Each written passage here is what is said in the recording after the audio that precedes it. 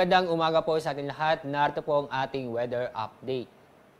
Ang amihan or northeast monsoon ay bahagyang humina at kasalukuyan naapektuhan ang northern Luzon.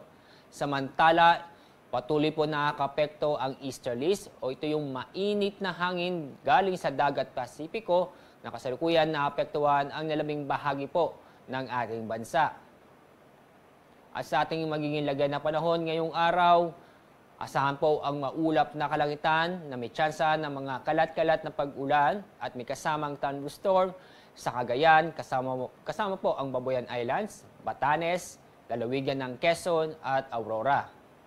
Samantala po, itong nalaming buong bahagi po ng Luzon kasama po ang Metro Manila ay patuloy na magiging maganda at maliwas sa panahon ngayong araw.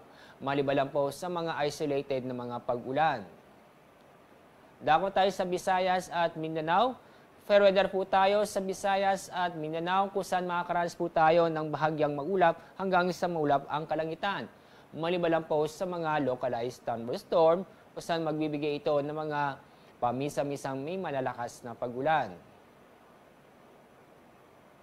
Dahil po sa amihan, inaasahan pa rin tayong matataas ang alon sa mga lalawigan po sa Ilocos Norte, Batanes at Babuyan Islands. Kaya paalala po sa mga kababayan po natin sa mga nabanggit na lugar na huwag mo na pumalaot dahil sa matataas ng alon. Kung saan ang taas ng alon ay halos aabot hanggang 4.5 meters.